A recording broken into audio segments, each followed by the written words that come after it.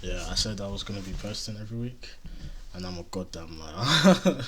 I lie through my teeth, but I am posting right now, and I'm posting about morality, and more importantly, where do we get our morality from? Somebody wanted to know. She asked me where do we get our morality from, and I branched out into other topics like the nature of morality and why it's this way and yada yada yada. So let's talk about it.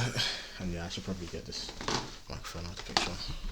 So unprofessional of me, isn't it? Is that better? Can you hear me though? That's the question. Yeah, I'm just gonna assume you can. If you can't, then that's too bad, man. But yeah, let's talk about morality. We're talking about first and foremost, we're talking about where we get morality from.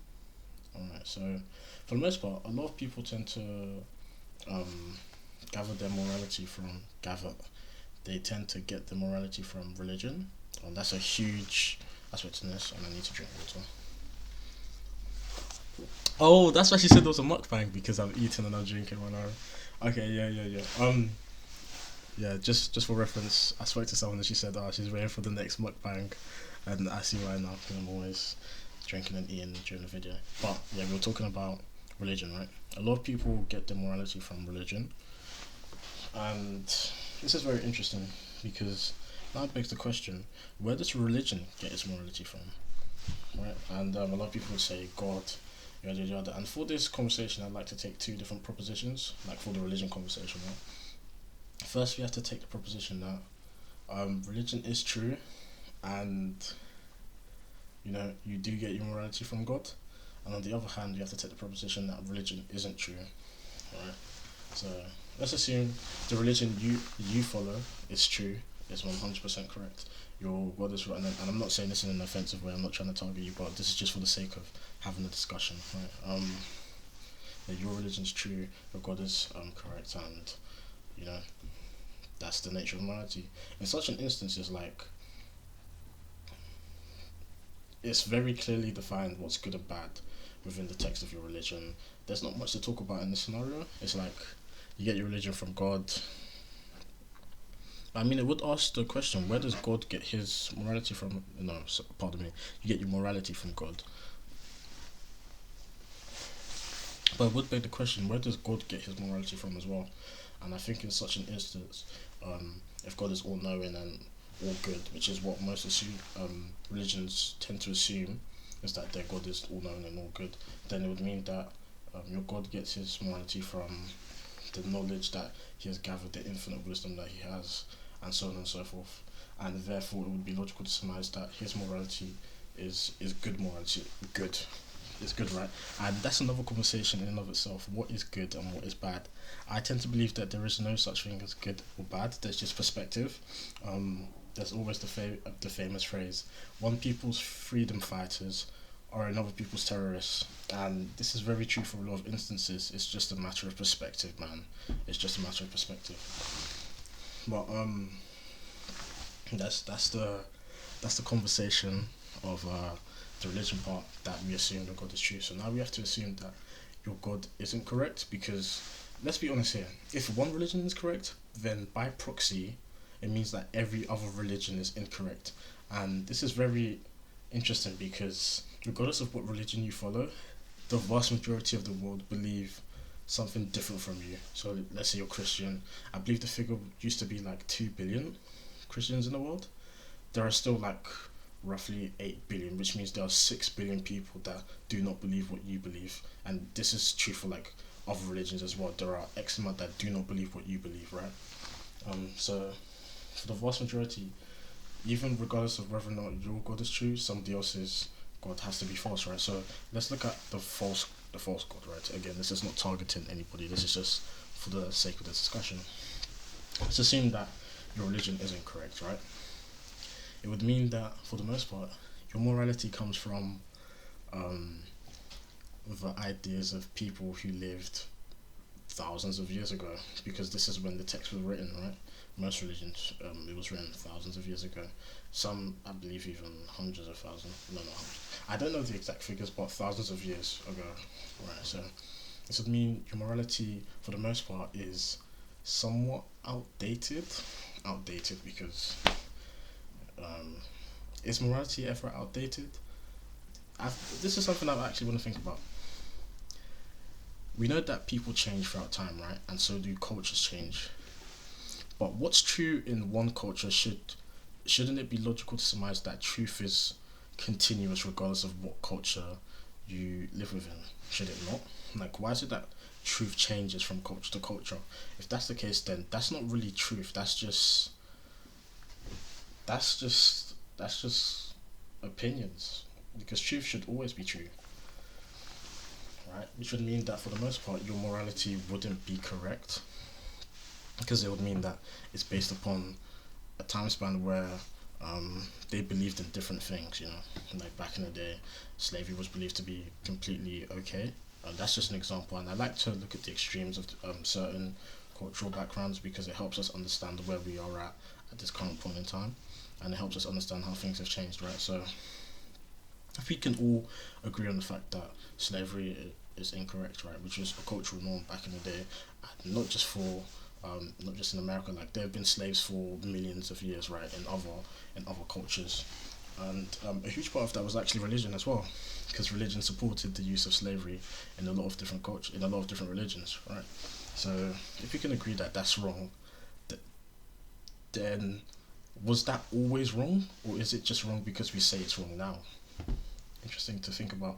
Well, for the most part, I think truth is continuous, and if this is the case, then and you believe in a religion that's false, right? Which again I like to put in quotations because you're up to your own belief. You're up to your belief. You can believe whatever you want. You're subject to believe that. If you believe in a religion that isn't the true God, in a religion that doesn't follow the true God, then it would mean that your morality is incorrect and it's coming from a culture um, in the past. 2 seconds, 2 seconds. Right, so it's coming from ideals and norms held within past cultures and within previous cultures, and for the most part, um, it's the people at the top of the upper echelon who tend to make up, or much rather, who tend to identify what is good and what is bad. Because for the most part, morality is for use of defining what is good and what is bad, right? What would be a good action, what would be a bad action, and hence why we should and shouldn't do things, because we don't do things because it's bad, and we do things because it's logically good or it's morally good, right? So, if you're getting it from the past, and if the past is based on people who are within power, then you're getting your morality from the ideals and norms of someone who was in power centuries ago, thousands of years ago, and for the most part, they think about things in terms of their philosophy, right? So they believe certain things because they've logically surmised that that is what's true. But what we have to consider here, which is very important, is the fact that power corrupts in all oh, my belly's just grumbling. Power corrupts in all instances, right? In all, I want to say all instances, but of course there are going to be a couple outliers here and there. But for the most part, power corrupts, which would mean that someone who's writing your morals, who's defining what is good and bad, their viewpoint is going to be corrupted as well, because for the most part they're going to use their morals to control the masses in a way that they see fit. And if that's by having slaves, if that's by making people pay them tax because they want money, and which is a very interesting topic to think about for a second. Not like tax for the country, but tax for themselves, like literal tax. They pay it to the foundation of their religion or whatever. The foundation of their religion, and they use that money for whatever means they see fit. If it's for this or for that, then they are thinking of this way in order to manipulate people and to get an outcome that they desire. So more than likely, I mean, if truth is true, regardless of what instance of time you're in, then it would mean that their morality isn't necessarily true, and therefore you're following a morality that isn't necessarily true, but much rather based on the control in a way that he or she who wrote it wants you to act, in the way that they want you to be controlled. And yeah, that's for whether or not That's for if your religion isn't true. So the other proposition was that, let's say you don't get your morality from religion, right? And you get it from, yeah, it would beg the question of where would you get it from now? Just like in the instance where the religion isn't true, for the most part, it would mean that you get your morality from your own philosophy, right? Your own philosophy, or from the ideals and norms of your parents, and from society. Society. Oh, okay. I actually learned this in sociology. For the most part, it's from norms and values come from three main influences, right? Your family, the people who you socialize with, and what's it called? Agents of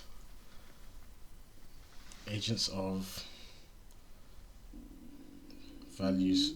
My stomach is doing a madness right now. Agents of, I believe they're called agents of norms and values, or agents of socialization. Oh, that in fact, yeah, those are the yeah, but you get it mainly from agents of socialization. So that's like your school, your family, your friends, the religion you might follow, yada yada yada. But let's say we've taken the religion aspect out, right? So now we have like your school, your family, and your friends. For the most part, it would be based on your culture, right? The cultural place that you grew up in, because we see it within the world already. You know, what's right in one place is looked at as weird and wrong in another, which is very interesting. It's looked at, you know, as weird and right in another. But as I said, what's true is always true, right? What's true and right is always true. So there should be at least a baseline standard that we all like to base things upon, right? And for the most part, I believe that's ourselves. What would we like done to us, and what would we not like done to us? That's how we start to build up a foundation of our own philosophy on what we think is morally right or wrong. So of course they're the basic ones that we see within the law of the time, stuff like murder and theft and yada yada yada. We know that we for the most part, for the most part, a lot of us know that that's wrong. So we understand that we wouldn't want that done to us, and henceforth we understand that we probably shouldn't do it to other people as well, right? I believe that's the baseline for the most part. But then we have the extra stuff like, um, is violence wrong? For the most part, a lot of people would agree yes. For the most part, a lot of people would agree yes. But then you have every now and then some people would justify it in certain scenarios, which is very interesting to think about. Like in self defense, is violence right? For the most part, a lot of people would be like, in self defense, it is because you're protecting your life, right? Which means that morality isn't always rigid, right? It can be dynamic in certain scenarios. And this is interesting because now I'm thinking back to the point of the cultural thing. If what's true is always true, right? And time changes and morality changes with time, then logically, would it be sound to say that um, because a scenario has changed, that what was true in the past has also changed now, so the morality can change. It's interesting to think about that. It's very interesting to think about that, and I think that's something I just stumbled upon right now. Actually, you know, I as I previously said, it means that wait, hold on. It means that what people used to think in the past might have been right in that scenario. It might have been right in that scenario, um, but it's all about logically breaking it down. So, why is it right? You know, I think people need to ask themselves this: why was the logic right back then? So, what could have possibly have made it right to act in that way? And for the most part, I think it does boil down to what I said a moment ago about, would we want people doing it to us? I think that's what it boils down to the most part. For the most part, but it, as you know, a lot of the stuff I said in the previous part of the video is still hold true. You know, power does corrupt and it affects people's viewpoint. Yada yada yada. But if you know, morality can be fluid and change in scenarios, then can we really criticize people for the past for thinking in certain ways? I mean, for the most part, I think we can, because some things are so abhorrent that even today, it's like, why would you do it back? Even back then, it wouldn't be logically sound to do it. But others, minute things like, sacrificing. If I don't believe in sacrificing. Just to put that out there. But would it have been logically sound back then? Is there a logic that they were operating under that might have made it seem, you know, morally right? Yeah. So to finish off the point of where else we get morality from, for the most part, I tend to believe that if it's not based upon religion and it's not based upon agents of socialization, then more than likely it's from our own inner thoughts on what we believe to be right and what we want. As I previously said, we tend to base it on the foundation of what we want done to us, but if that's not the case, and it's not always the case for that, some people just do what they want. So their morality will literally be based upon what they want, an emotional, instance of reaction. So what they feel in this moment, or what they feel in that moment, or what they think they want to do, or what they want to do. And this is very interesting because if it's based on entirely what you want, then there's no logical background to it, and therefore, is it right? Is it right? If it's not logically right, then is it right? For the most part, I don't think so. If it's not logically right, then you can't hold it to a standard of correctness, and if that's the case, then it's not right, and if it's not right, then it's not true. Correct? Right. So for the most part, that's where other people get the morality from. If it's not from agents of socialization or religion, it's from what they feel like is okay, what they think is okay, what they want to be okay. But again, if you can break it down logically, then there is some truth to it. If it can't be broken down logically, then there's no truth to it, and it's not right. It's wrong. And again, that's in quotation marks because there is no right or wrong. There's just perspective. A lot of things to think about. My stomach keeps goddamn grumbling. I'm gonna eat some food. Comment what I should eat in the comment section below. And I hope you have a lovely day. I'll see you later.